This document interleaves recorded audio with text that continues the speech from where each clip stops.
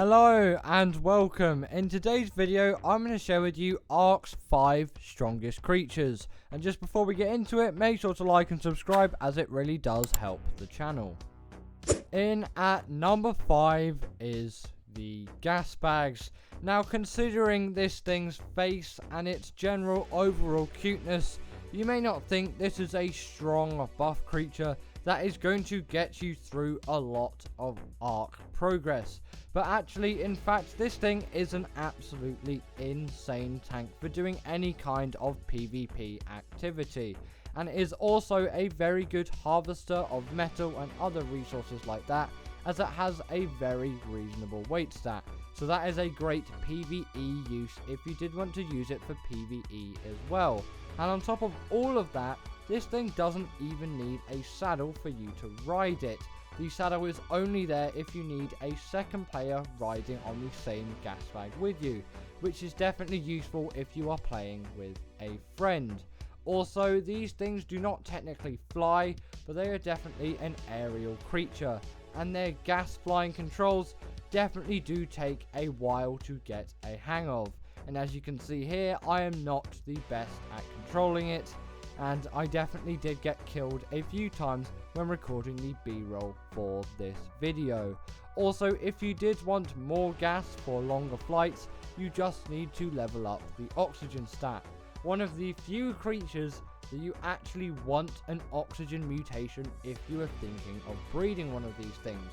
The Gasbags, like I said before, is an absolutely insane tank, but obviously only once it has blown all of the gas into it, as it is going to give a lot of damage reduction, which is really great for turret soaking, as that is what you're looking for. And if you pair it with something like a snow owl, you can heal the Gasbags quickly after it has been dealt a lot of damage, and quickly get back and do so much more soaking.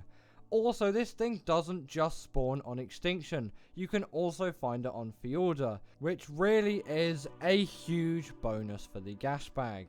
In at number 4 is the Rex. Now, overall in Ark, the Rex is definitely an essential carnivore that every Ark player should tame at some point, and it really isn't that difficult to tame, as Rexes aren't known for being particularly fast.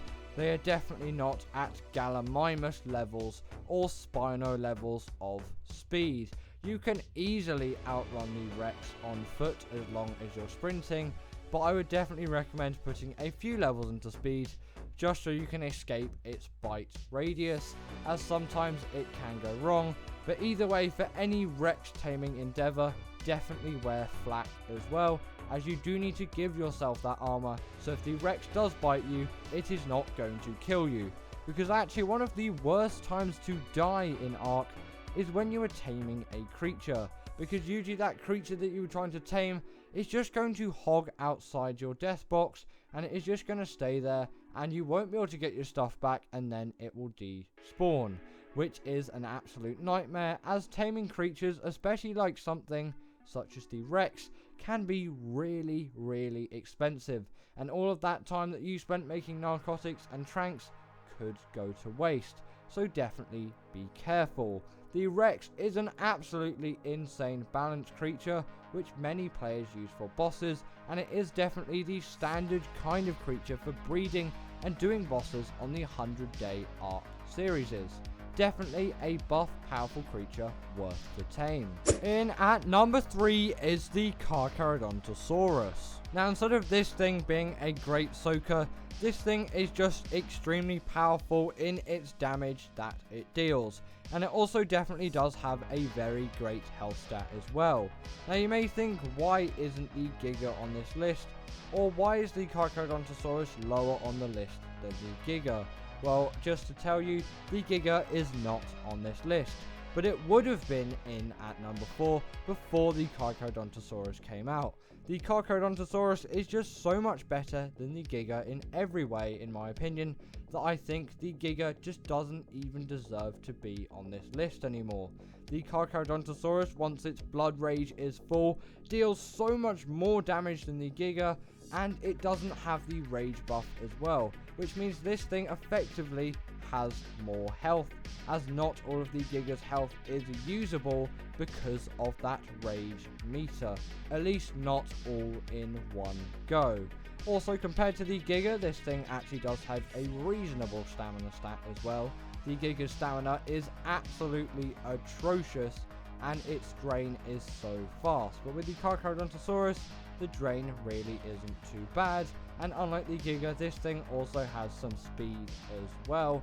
But the downside is its taming method is a bit buggy sometimes, but once you get over that hurdle, you have yourself an insanely powerful, strong carnivore. In at number 2 is the Reaper King. Now in this B-roll you may notice this is a Reaper Queen. I'm sorry about that, I just had a Reaper Queen at hand. You can't tame Reaper Queens, but it is still a Reaper, so you get the general gist. The Reaper deals an absolutely insane amount of damage. When it comes to damage, these things definitely do pack a punch, and they can wipe through so many creatures, and with their wealth of attacks, these things are definitely very versatile fighters, and they are actually very reasonable turret soakers as well. But also you may think the Reaper is a late game tame, and to that I would definitely agree for Arboration. But on Genesis Part 2, the Reaper King can actually be your first tame. Yes, before you can even get yourself a hand on a dodo, you can get yourself the Reaper King.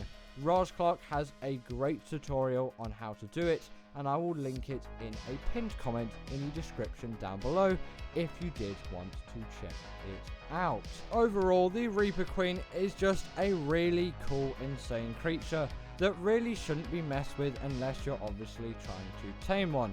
And to tame it, what you'll need to do is get a Reaper Queen to a really low amount of health, then it will impregnate you, the character, and you will raise the Reaper baby. And finally, in at number 1 is the Rock Elemental. These things really are the beasts of all creatures when it comes to tanks. These things are by far one of the best tanks in Ark. It's just sad how hard these things are to tame and how expensive these things are to tame as well. Also, sorry about there not being a saddle on the Rock Elemental. You're just going to have to cope with the amazing realism that Ark does have. The Rock Elemental is a very difficult tame, like I said, but it is definitely worth it for the absolute tank of a creature and the absolute beast of a creature when it comes to its damage. Just look how quickly it killed that Deathworm. This is actually a very viable creature if you did want to get some really good mantises, as it is a really easy way to get those Deathworm horns.